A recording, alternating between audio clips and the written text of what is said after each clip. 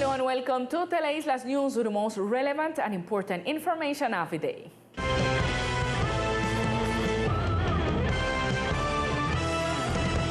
A notable decrease in ICU occupancy has been evident in the last few weeks, as well as in the observation and hospitalization floor for COVID persons. This was stated by the CRUE coordinator. In dialogue with Teleislas News, the CRUE coordinator of the departmental hospital stated and highlighted the decrease in COVID occupancy in the last 2 weeks, as well as the number of deaths due to the pandemic. Effectively, in the institution, the occupancy of the ICU beds has decreased. At this moment, we have 6 patients in the unit, which represents 29% of the occupancy, and in COVID hospitalization, we only have 8 patients. This occupancy indicator has been decreasing for the last 2 weeks. The CRUE coordinator also stated that the number of deaths continues to decrease. This has been seen in parallel in the number of deaths in the last 15 days, since there have only been 2 deaths. And for that reason, Palacio invites the community to get vaccinated and continue with the biosecurity measures, the mandatory use of masks, distancing, and constant hand washing.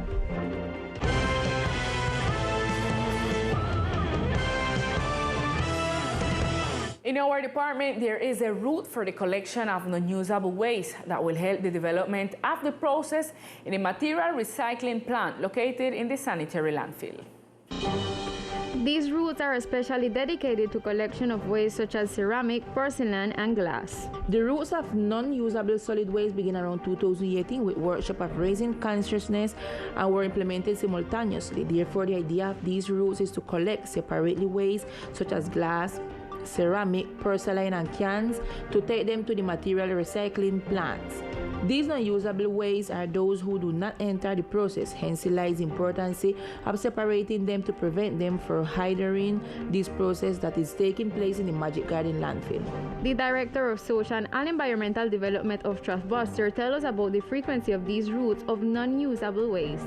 These routes are made in residential and tourist areas of the island. Currently, we have 3 routes, and they are made in different frequencies: Monday and Tuesday, which is the downtown route and surrounding neighborhoods, and Wednesday and Saturday, which are the residential areas of the island, such as Hill, San Luis, and Ring Road. These collection routes begin at 7 in the morning and end at 3 in the afternoon. The invitation is that the community makes the separation of their waste and deliberately selectively to the route.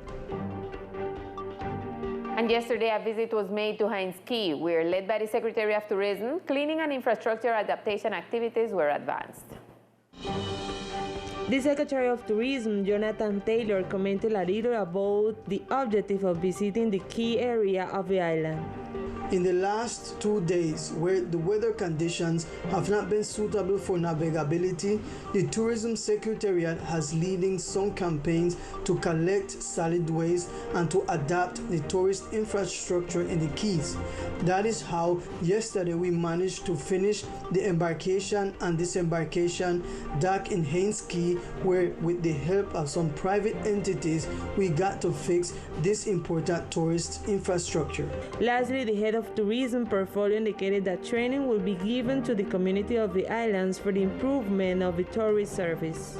Also, we want to tell the community of the islands that we have been working with the providers and tour operators in everything related to training in the area of attention to visitors and customer service, which is one of the factors that we must improve in the archipelago. We are working on the optimization of these services that we have been providing to our visitors. The Secretary indicated that despite of not being able to provide tourist service in the Keys due to the weather conditions, they are taking advantage of the situation to condition the space to provide a better service for tourists and residents who visit them. Drainage works will continue in vulnerable areas of the department in order to prevent flooding in various sectors of the island. The departmental government, through the Secretariat of Infrastructure and Public Works, continue the development to work to address those areas identified that are subject to flooding in the rainy season. The head of this office, Abelardo, will deliver a report of the work.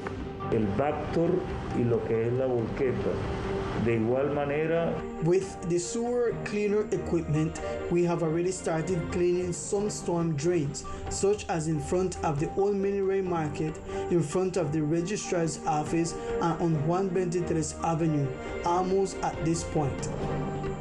With that same excavator, we are opening the drains at the head of the runway, on the beaches of Casablanca, and on the beach in front of the Hotel El Dorado on the island. That is what the excavator and the sewage cleaner equipment is used for. Archibald indicated that the process of hiring operators to farm the crew for the pumping station and those who clean the stormwater drainage canals had already begun, and the secretary commented on the storm drain cleaning works. What has to do with the cleaning of the pluvial drainage, we have started in the old school cemetery, where we have been for more than a week, where we are asking the community to collaborate since the channels are obstructed with bottles, bathtubs, with a number of objects that are obstructing the channels. We have put into operation the pumping stations of the 28th of July Avenue, 123 Avenue, and the airport, which is the one that connects behind the airport in front of the old Lopez Sierra warehouse. The head of the infrastructure office indicated that the goal is to start up all the department's pumping station and prevent flooding in the main sectors of the street of the department. Now we continue with a review of the coronavirus situation in the islands. The downward trend in the number of the coronavirus cases reported daily by the Ministry of Health in the department continues. On this occasion and for today, Tuesday, July 13, only 7 new cases of COVID were reported, reaching a total of 6,535 cases since the beginning of the coronavirus pandemic on the island. Now analyzing the latest report issued locally by the Secretariat of Health, it is worth noting that there are currently 53 active cases of the virus, 6,328 people have recovered, and 130 people have died from the virus in the department. It is also valid to know that currently the occupancy of the ICU is at 24%.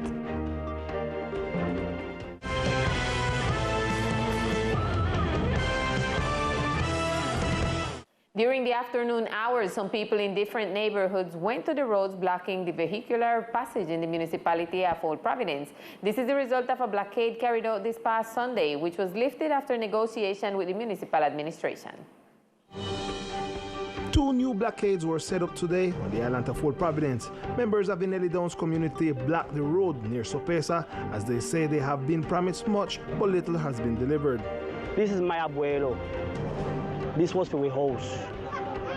You got 7 months they went up in a car park. You think that is right? Sure, it's not right. We are human like we have children and old people around we. It's not right. You understand? Not right. All of we got problem. All of we get up now. A lot of old people, a lot of people with young baby, all kind of things going on, and nobody fit see. No alcalde fit show up. Nothing that tell you nothing serious. A control area come and where they happen, and defense area come and where they happen. So, yes, I agree with what they do, and we want the authorities to come and stand up and do what they do. We don't want to live up this blackout till they come here and then give us a real solution, not a individual solution. Nah, we need collective solution, social solution, and we need a real solution. The Lazy Hill community also decided to do a blockade. They say that they are starting to fix the houses, but then later they claim that there is not enough budget. We are to protest, big man, because we want the better for the island.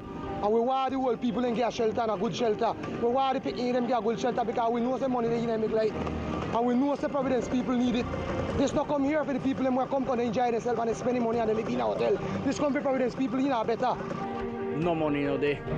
Or the presupuesto not enough to finish the house. Right now I'm in a car park. My stepchildren them have in a car park.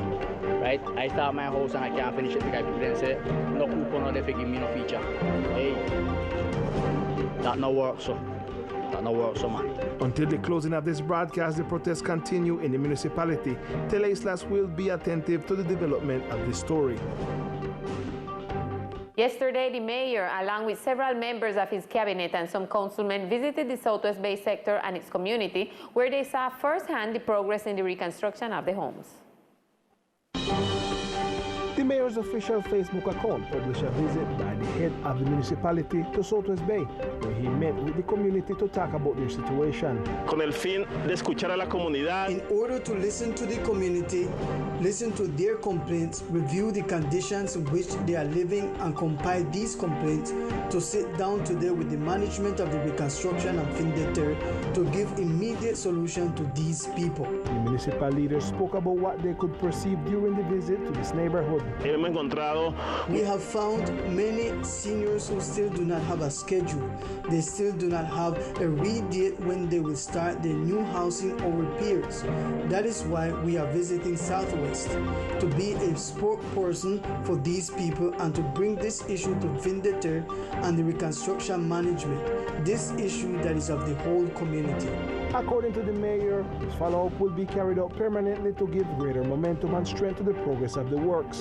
Estos días la lluvia. These days, the rains, the strong winds have really been an issue that has become a major problem, and the people continue to suffer, and this cannot be alien to us. Finally, the mayor thanked his cabinet and the council members for accompanying him to see the situation firsthand.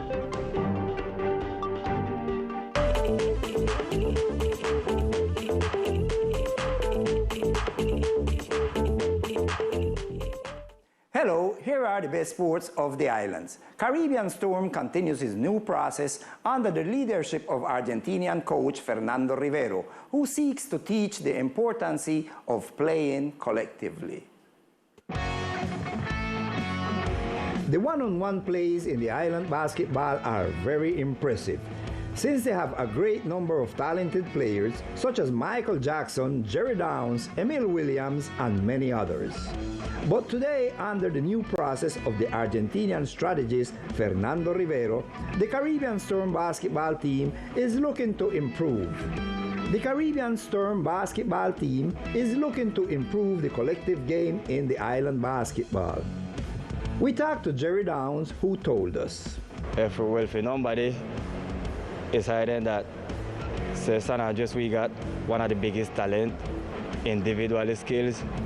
Well, Colombia know that, all both know that, but the coach, Tulo, well, him bring one new idea about playing basketball. Well, not much a new idea is a basketball we're playing Argentina, Europe, even though the NBA they are adopting now, which the man broke and kick. Well, everybody knows well, right? So we don't want team. We in December, everybody say we go to the area, the big man then help from the next team in the defense, and we force the ball, force to put you up against them and things like that. But now in the line with a drive, and when the big man for the next team come out, kick, we get one free shoot, 1-0, and things like that. Collective basketball is the new vision of island basketball players who with new strategies intend to improve their team game as stated by Jerry Downs. San Andres Football Club is ready to face the second round of the Interclub tournament. Under the leadership of Professor Fabian Barbosa, San Andres Football Club has prepared thoroughly to face the second round of the Interclub tournament organized by Didi Football, which will provide opportunities and will serve as a showcase for the island players. According to Professor Barbosa, the team is strong and ready. The team is coming quite strong. The boys have already realized what the tournament is like and what the characteristics are. So that is what we are working on to counteract the rivals, because I think we have already planted the seed.